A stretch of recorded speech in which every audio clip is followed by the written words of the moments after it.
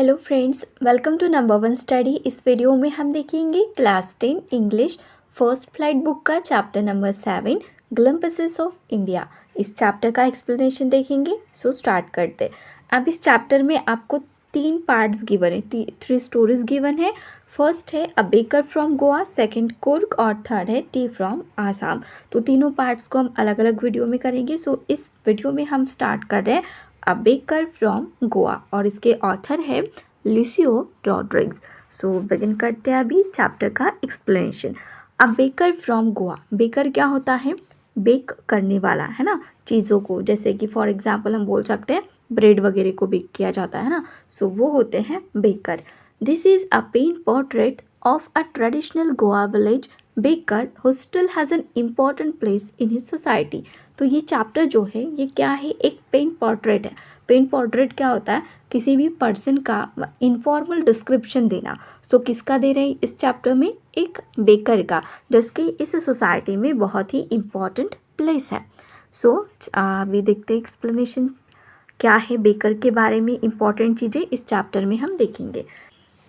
Our elders are often heard reminiscing nostalgically about those good old Portuguese days, the Portuguese and their famous loaves of bread. Author क्या बता रहे हैं कि हमारे बड़े और हम लोग भी क्या करते हैं? रेमिनिसिंग नॉस्टैल्जिकली। इसका मीनिंग होता है thinking fondly of the past. Past के बारे में बहुत ही प्यार से जो है ना, मतलब याद करते हैं। और किसके बारे में? गुड ओल्ड पोर्टुगीज डेज, मतलब गोवा की बात चल रही है। सो हमें पता है हिस्ट्री, गोवा में पहले कौन रूल करते थे? सो पोर्टुगीज़ करते थे। तो यहाँ पे ऑथर बता रहे कि हमारे जो ओल्ड लोग हैं, ओल्ड एल्डर्स हैं, और हम लोग क्या करते हैं? पोर्टुगीज़ के टाइम के जो दिन थे उन्हें याद करते हैं। पोर्टुगीज़ और उनके famous bread, loaves of bread, इन्हें बहुत याद करते हैं और प्यार से करते हैं। Those eaters of loaves might have vanish but the makers are still there. क्या बता रहे हैं ऑथर यहाँ पे? जो लोव्स खाने वाले थे, लोव्स ईटर्स हैं, वो तो वैनिश हो गए, मतलब वो गायब हो गए, वो नहीं है अब। बट जो मेकर्स है, जो ब्रेड्स वगैरह बनाते थे, वो आज भी यहाँ पर है। We still have amongst us the mixers, the moulders and those who bake the loaves. और देखो क्या क्या क्या है हमारे यहाँ तो मिक्सर्स हैं, मतलब वो डो वगैरह बनाने वाले, मोल्डर्स हैं, ठीक है, मतलब ब्रेड को बनाने वाले, and those who bake the loaves, और वो भी हैं जो क्या करते हैं? इन लोव्स को बेक करते हैं। Those age old time tested furnaces still exist. Furnaces क्या होता है? भट्टी, ठीक है। तो वो जो पुरानी वाली भट्टियाँ है, एज ओल्ड, टाइम टेस्टेड मतलब बहुत समय से है वो, ठीक है, बहुत पुरानी है, बहुत समय से है, तब भी यूज़ होता था, आज भी होता है यूज़। सो ऐसी क्या है? भट्टियाँ हैं जहाँ पर ब्रेड को क्या किया जाता है? बेक किया जाता है। The fire in the furnaces has not yet been extinguish. और इन भट्टियों में जो आग जलती थी वो आज भी एक्सटिंग्विश नहीं हुई है, मतलब बुझी नहीं है। इसका मतलब क्या? तो उन भट्टियों में आज भी जो है ब्रेड बेक किए जाते हैं। The third and jingle. अब देखो यहाँ पर थर्ड और जिंगल का यूज़ किया है। थर्ड क्या होता है ना, कोई भी चीज़ हम बोल सकते हैं, लकड़ी वगैरह अगर ज़मीन पर ऐसे पीटते हैं ना, ठोकते हैं, सो उसका जो साउंड आता है वो होता है थर्ड साउंड। और जिंगल क्या है? तो जिंगल बेल की तरह साउंड आता है, सो वो होता है jingle. The third and jingle of the traditional bakers bamboo heralding his arrival in the morning can still be heard in some places. Author क्या बता रहे हैं कि जो थर्ड जिंगल साउंड है किसका आता है? तो बाम्बू का आता है, क्योंकि वो जो बेकर होते थे ना, वो क्या करते थे? अपने सर पर, ठीक है, ऊपर एक बास्केट रखते थे जहाँ पर बहुत सारे ब्रेड्स होते थे। एक हाथ से उसे संभालते थे और दूसरे हाथ में होता था उनके हाथ में एक बाम्बू, जिस पर बहुत सारी रिंग्स, बेल्स वगैरह लगी हुई होती थी। सो वो क्या करते थे? ज़मीन पर ठोकते थे बाम्बू को, तो थर्ड साउंड आता था, और जो बेल्स वगैरह लगी हुई होती थी उस बाम्बू पर, उसका जिंगल साउंड भी आता था। हेराल्डिंग का मीनिंग क्या होता है? Announcing.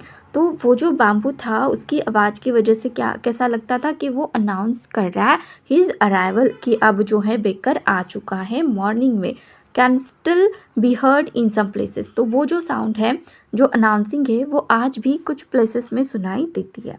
May be the father is not alive but the son still carries on the family profession.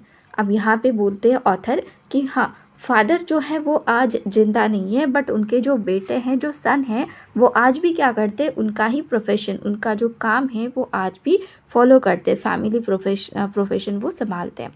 This bakers are even today known as pader in Goa. अब ये जो बेकर्स है, इन्हें गोवा में किस नाम से जाना जाता है आज भी, तो पैडर के नाम से। पैडर क्या है, बेकर ही होता है, बट पोर्तुगीज में बोलते हैं बेकर को पैडर। ठीक हो गया। नेक्स्ट पे आते हैं। During our childhood in Goa the baker used to be our friend, companion and guide. Author क्या बता रहे हैं, हमारे चाइल्डहुड में, जब मतलब उनका चाइल्डहुड कहाँ का है, गोवा का। सो जो बेकर है वो क्या होते थे, इनके फ्रेंड भी थे, कंपेनियन मतलब साथी भी थे, और गाइड भी थे। He used to come at least twice a day. तो ये जो बेकर है दिन में कितनी बार आते थे, 2 बार आते थे। Once when he set out in the morning on his selling down. First time वो कब आते थे, जब उन्हें ब्रेड बेचने के लिए जाना होता था, सो तब आते थे मॉर्निंग में। एंड देन अगेन, और फिर से कब आते थे, when he return after emptying his huge basket. और सेकेंड टाइम कब आते थे, जब वो अपनी बहुत बड़ी सी बास्केट, जब एम्प्टी मतलब सेल करके ख़त्म हो जाती थी ना, तब आते थे। The jingling third of his bamboo woke us up from sleep and we ran to meet and greet him। देखो सुबह सुबह ही आता था बेकर। सो उसकी बाम्बू की वजह से जो थर्ड और जिंगलिंग जो साउंड था, इसकी वजह से जो ऑथर है हमारे, वो और उनके साथ रहने वाले सभी लोग जो थे वो वेकअप हो जाते थे उस टाइम, और मिलने जाते थे बेकर को, उसे ग्रीट करने के लिए। ग्रीट मतलब गुड मॉर्निंग, हाय, हेलो करने के लिए। ठीक हो गया। Why was it so. अब ऑथर पूछते हैं कि हम लोग ऐसा क्यों करते थे। Was it for the love of the loaf. क्या हम लोफ ब्रेड के प्यार में ऐसा करते थे, उसके लिए करते थे। Not at all. फिर खुद ही बताते ऑथर कि नहीं, ऐसी बात नहीं है, हम लोफ के प्यार में तो नहीं जाते थे। The loaves were bought by some paskine और bastin the maid servant of the house. तो ये जो लोफ वगैरह है, ये घर के अंदर लाने का काम किसका होता था, ये जो पास्किन और बास्टन है ना, ये होते हैं मेड सर्वेंट, जो सर्वेंट नौकर लोग होते थे घर के, उनका काम होता था। What we longed for were those bread bangles which we choose carefully. तो ऑथर देखो क्या बता रहे हैं हमें, वो किसके लिए जाते थे, तो वहाँ पे जो है ना, ब्रेड तो पता है हमें कैसे होते हैं, एक पर्टिकुलर शेप के, बट ऑथर जिस चीज़ के लिए जाते थे वो कैसा होता था, राउंड बैंगल के शेप का, चूड़ी के शेप का, और अंदर से जो है ना पूरा ओपन, ये पूरा जो है ये ओपन, सिर्फ ऐसी रिंग। ठीक है, किसकी होती थी, वो भी ब्रेड की होती थी। सो ब्रेड बैंगल के लिए वो जाते थे और केयरफुली जो है चूज़ करते थे कि भाई हमें ये चाहिए। Sometimes it was sweet bread और स्पेशल मेक।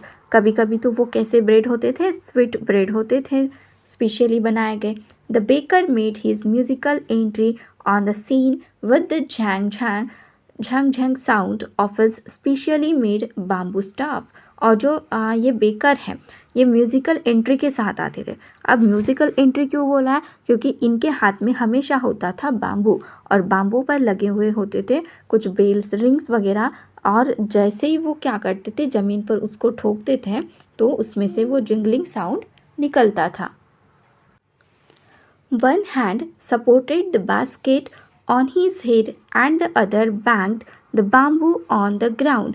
एक हाथ से वो क्या करते थे, बास्केट को पकड़ते थे, और दूसरे हाथ में उनके होता था बाम्बू, जो ग्राउंड पर वो क्या करते थे, स्ट्राइक करते थे। He would greet the lady of the house with good morning।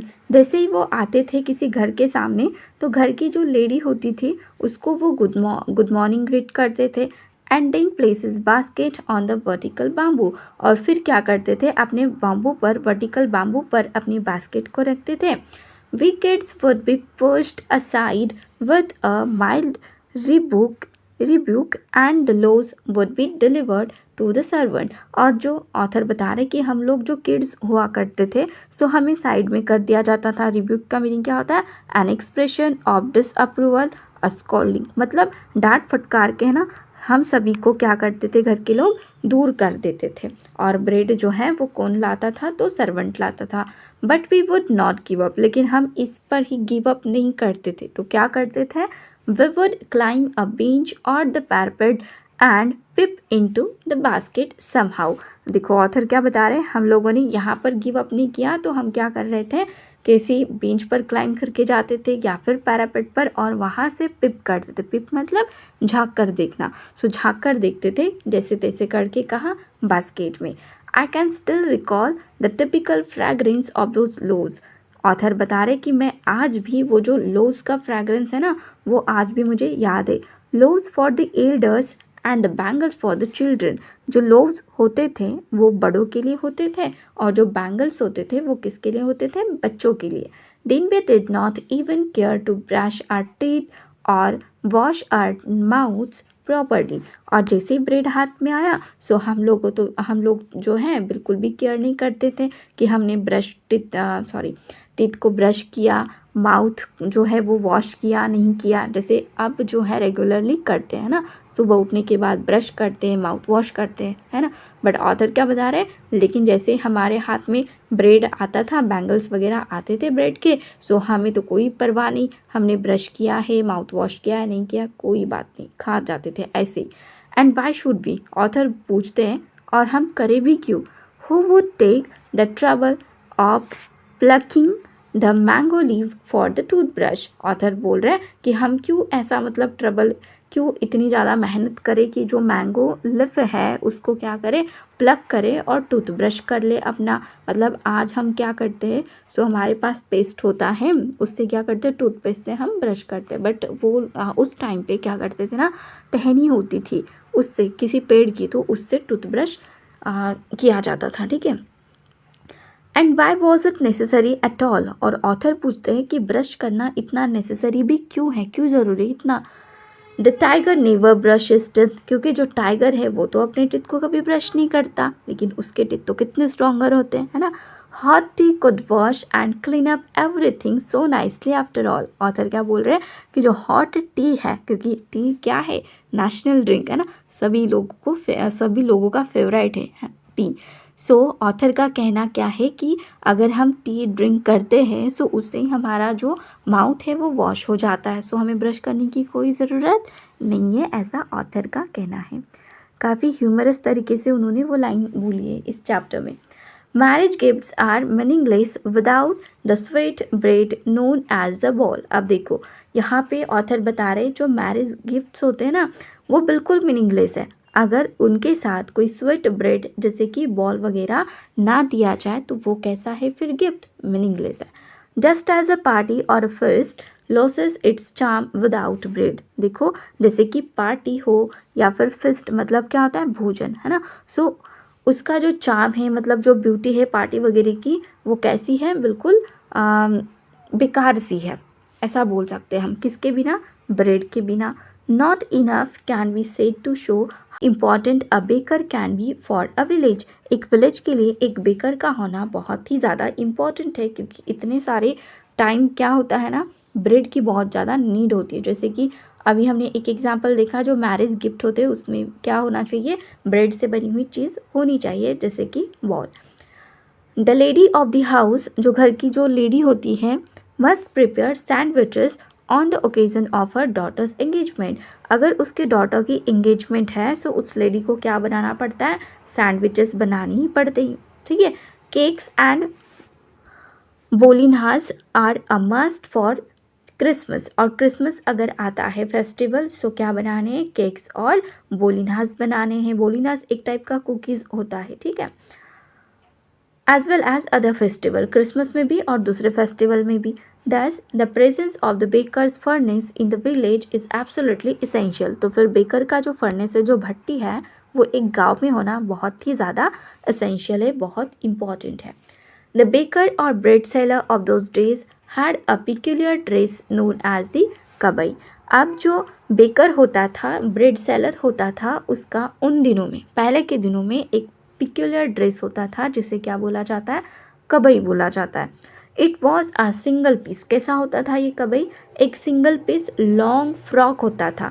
कहाँ तक रीच होता था वो, डाउन टू द नीज, घुटनों तक आता था। देखो एक लंबा सा फ्रॉक रहता था वो, और घुटनों तक आता है, बहुत बड़ा बड़ा। In our childhood we saw bakers wearing a shirt and trouser which were shorter than full length ones and longer than her pants. अब ऑथर यहाँ पे क्या बता रहे हैं, पहले के दिनों में जो बेकर्स हुआ करते थे वो पहनते थे कबई, जो कि एक लॉन्ग फ्रॉक होता था, घुटनों तक आता था। बट ऑथर बता रहे कि हमारे चाइल्डहुड में क्या था, तो बेकर्स जो है वो शर्ट पहनते थे ऊपर और नीचे ट्राउज़र पैंट। बट वो पैंट कैसा होता था, shorter than full length. Full length pant पता है, उससे छोटा, बट जो हाफ पैंट्स है ना उनसे बड़ा, मतलब घुटनों के नीचे बट एंकल तक नहीं, ऐसा होता था। Even today, anyone who wears a half pant which reaches just below the knees। और देखो आज के दिनों में अगर कोई ऐसा पैंट पहनता है जो घुटनों के नीचे आता है, invites a comment that he is dressed like a pader. तो उसे क्या कमेंट सुनने को मिलती है कि उसने कैसे कपड़े पहने हैं, पैडर मतलब बेकर के जैसे कपड़े उसने पहने हैं।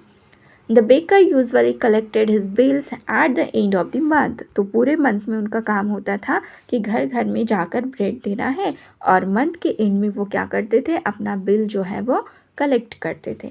Monthly accounts use to be recorded on some wall in pencil. Wall पर वो क्या करते थे, मंथली अकाउंट रिकॉर्ड करके रखते थे, लिख कर रखते थे।